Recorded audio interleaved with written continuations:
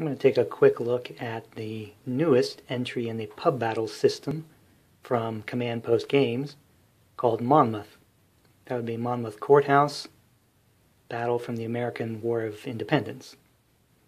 I didn't even know there was a Monmouth game in development, let alone ready to be published.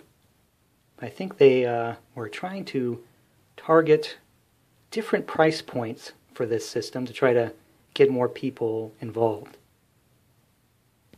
I think the first clue to that is the size of the package. Monmouth on the right, Antietam in the middle, and then Marengo on the left. See, the cylinders are much, much larger for the previous two games. So much smaller package. And here's the map.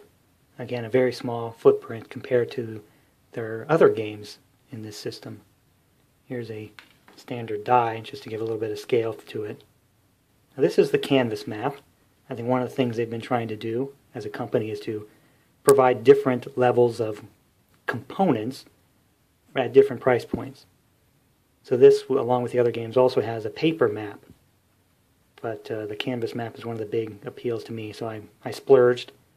It really wasn't that expensive, but it is a very small package. Now here's a Monmouth Courthouse map from another game system, covering the same area. And for scale, there's the Pub Battles map. And there is an indicator of the scale right down there, 1 mile. That's approximately 2/3 of a foot measuring stick for 1 mile. And finally, there are far fewer units involved. Only a handful for each side. And, even more telling, there's only one command chit. There's two HQs for the US, but really only one HQ per side.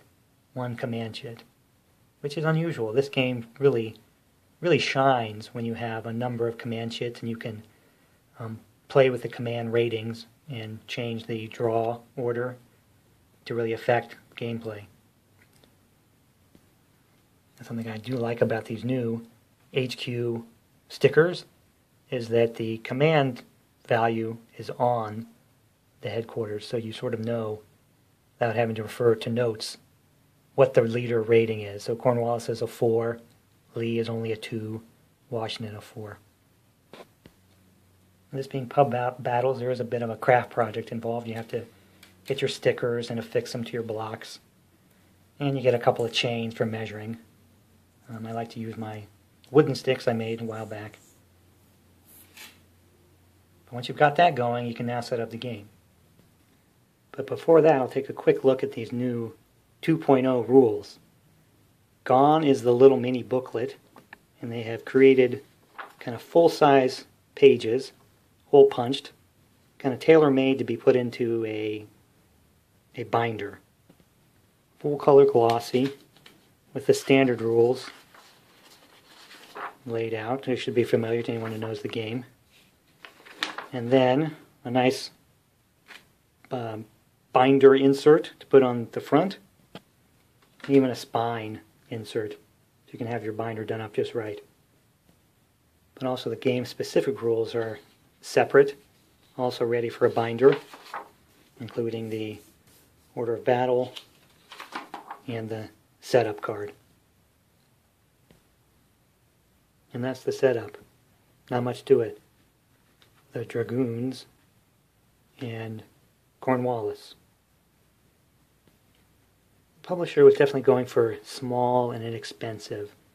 And to that end, they kind of left out, some portions of the forces and kind of stopped the battle at the point where it would no longer be especially competitive to play at this scale with these components. So that's why we see Cornwallis versus Lee and the rest of the forces, the rest of the Continental Army, doesn't appear because the game will just end before they would come into play. The game lasts 7 turns. For the first 2 turns, the British do not have a command chit, so they cannot move. That means Lee, who will enter up here, is moving on his own for 2 full turns.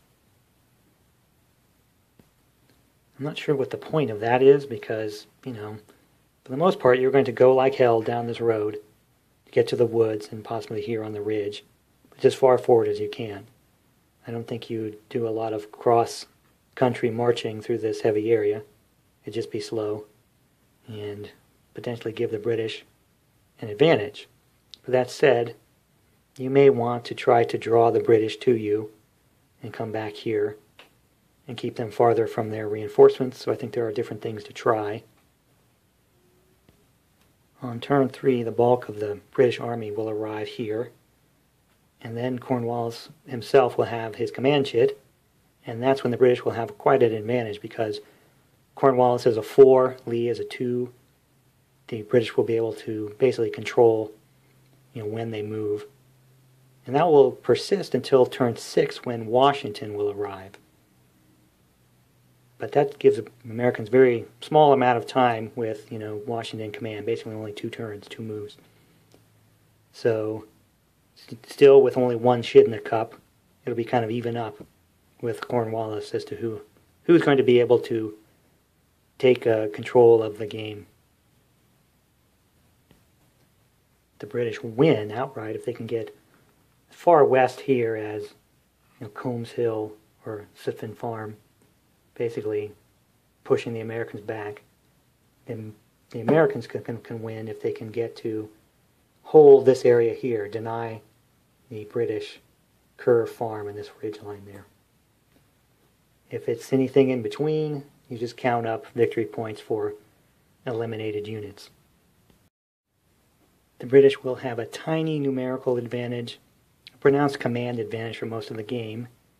That combined with the terrain and the victory locations, I think will give just enough decisions to each side to make this a playable introductory pub battle game. Quick playing for sure. That said, overall, while I appreciate the goal to come up with a lower price point kind of entry, I would have liked to have seen this done, full on, double the scale, get the playing pieces, in line with the full order of battle for the armies at the time. Give us a little more space and give us an opportunity to maybe fight into a second day, kind of like we had at Antietam. I, for one, would be willing to pay for that and maybe realize the lower price points with different components if that was something that they wanted to target.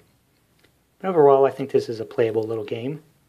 It's not going to take all your time, but it's probably not the most expansive treatment of Monmouth Courthouse you're ever going to see. Just a good look at a simple introductory pub battles game.